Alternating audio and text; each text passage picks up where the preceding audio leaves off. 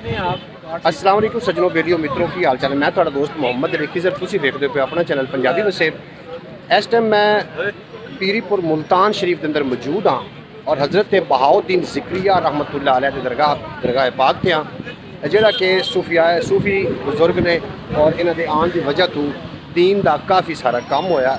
अज भी उन्होंने जी तलीमात है वो रोशनी लोगों के दिलों में मौजूद है। एक तो साढ़े शहरी मौजूद ने इफ्तारी का टाइम भी हो रहा है। एक शेर भी लोग का इंतजार आगाज़ कर रहे हैं कि वलियां वाल जो रस्ते जाते उधर नहीं बदबख्ते जाते वलियां दे दरवाजे उत्ते 100 दे कातिल बख्शे जाते। मेरे एक दोस्त मौजूद ने ये जनाब इतने इफ्तारी भी करवा रहे हैं और इन्होंने गलबात भी करने। अस्सलाम वालेकुम। और तबीयत से कैसे? अल्हम्दुलिल्लाह जी इतने के मुकामी है? हाँ जी मुल्तानी है। मुल्तानी तो सरायकी नहीं है? मिक्स है ना। अच्छा सरायकी मिक्स ने। अज पहली दफ़ा मैं इतने आया वहाँ माहौल वेख के माशाल्लाह दरबारे पाक से बड़ा जबरदस्त है बड़ा माशाल्लाह।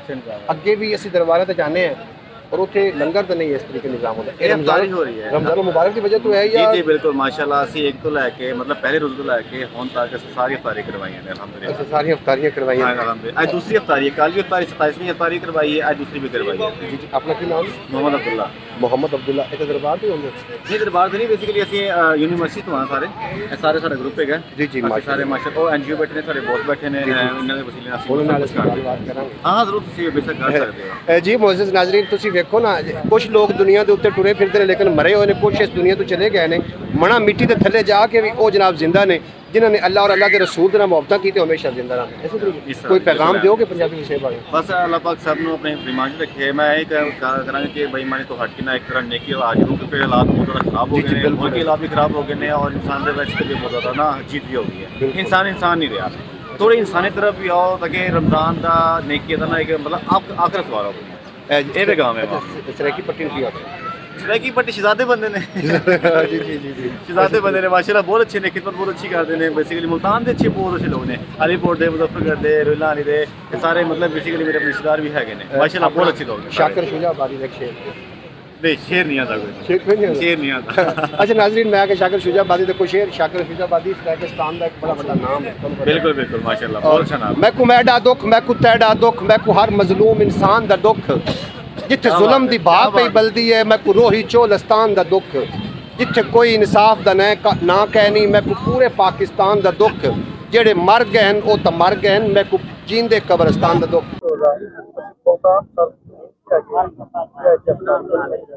मुअज़्ज़ज़ ख़वातीन हज़रात इस टाइम असी मुल्तान पीरीपुर मुल्तान अंदर मौजूद हैं। शाह रुकने आलम रहमतुल्लाह अलैह दी दरगाह ते हैं और इसका पूरा ब्लॉग तुहानू मिलेगा इंशाअल्लाह ताला। असी आए तो दरअसल एयरपोर्ट से हैं, भाई आ रहे हैं दुबई तो उन्होंने भी लवन वास्ते आ रहे हैं। असा कि असी एक ना विजिट भी कर लीए दरबार का। परवेज़ सुमरो साहब मेरे नाल ने पिछे साडी गड्डी खलोती है 9002 तो नज़र आ रही होनी ते ए दरबारे पाक का ये हथ है क्योंकि शाम हो चुकी है। असा इत्थे अफ्तारी की है, अफ्तारी का सरूर आया जी बहुत जबरदस्त लगे अज माशाल्लाह 28 रोजे हो गए जी जी ते सारे रखन डे जो सरूर इत्थे आया किधरे भी। अच्छा उन्होंने बच्चियां ने अफ्तारी पर करवाई बहुत जबरदस्त अल्लाह पाक उन्हां दी इफ्तारी कबूल करे बस ये दुआ करो। नाज़रीन ने कोई आपको कमेंट कुछ भाईजान एक के कित्थे असी होई इस तुहानू जगह बेहतर लगे सानू दस्या करो फलानी जगह हैगी है ते दूसरा तुसी इस जगह ते तुहाडी फलानी गल अच्छी लगी सानू मेहरबानी करके कमेंट्स कर जरूर दस्या करो तो माड़ी जी टल्ली भी कमाती करे साडे उत्ते थम मिलना। एक शेर पढ़िए जी बिल्कुल। कोई गुनाह कोई बदी नहीं छड्डी असा कोई शय कदी नहीं छड्डी असा कलमा पढ़ के छड़ छड़िया पर साडी बाह नबी नहीं छड्डी नबी नहीं छड्डी। आओ फिर अगे चलने साडे नाल फरावा जी जी बंद करे बोल क्या कोई भुल गया मकसद आवन दा कोई करके मकसद हल चलिया जी जी कोई पलिया नाज दे नखरिया ते कोई गरम रेत दे थल चलिया कोई गुलाम फरीदा इते सब मुसाफिर ने कोई अज चलिया कोई कल चलिया। इस टाइम असी मुल्तान एयरपोर्ट पे आ चुके हैं। अच्छा प्रवेश सुमरो साहब तुसीं काफी जानते हो एयरपोर्ट पे ये सब तो खूबसूरत एयरपोर्ट केड़ा माशाल्लाह ये अपनी जगह तो खूबसूरत है उस बाद लाहौर इस्लामाबाद कराची माशाल्लाह। पंजाबी वसेब के मुअज़्ज़ज़ ख़वातीन हज़रात साडे ब्रदर जनाब तशरीफ लैके आ गए हैं शारजा टू पाकिस्तान।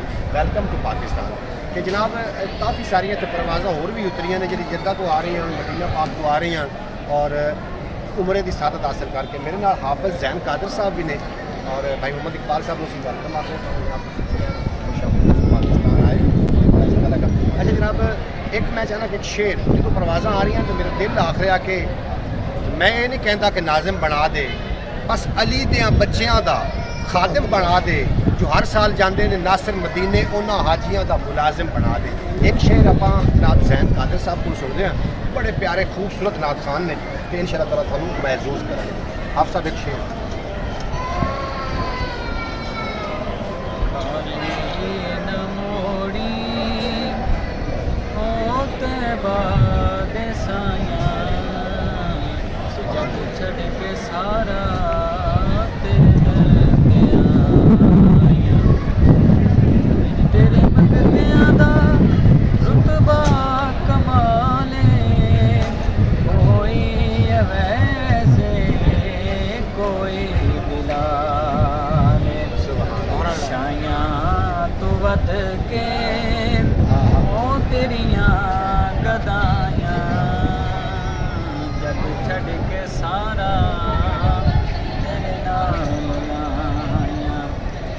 छड़ के सारा तेरे नाम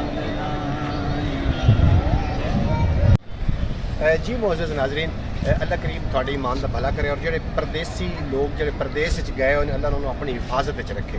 परदेस के जो पिछे बैठे होंगे ना पाकिस्तान के एक भाई को परदेस भेज के समझ रहे होंगे कि शायद उत्थे कोई दरख्तों के नाल पैसे लगे हुए हैं उन्होंने पट के पाकिस्तान भेज देने ने।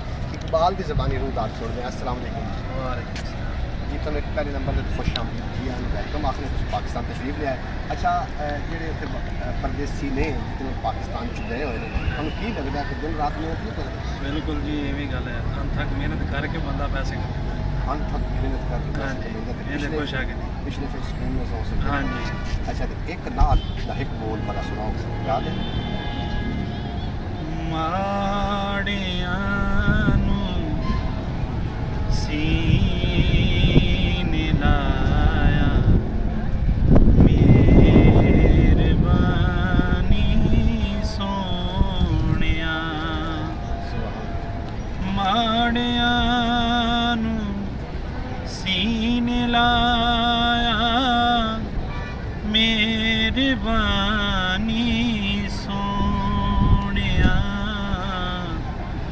अपने कदमां विच बुलाया मेहरबानी सोहणिया। सुभान अल्लाह, सुभान अल्लाह। चलिए ये कि सारा लोग बड़े में शेयर करना वीडियो एंड तक देखना फुल चेक करो कितने खूबसूरत लग रहे हैं जनाब। ये मुल्तान एयरपोर्ट से ने एक से वीडियो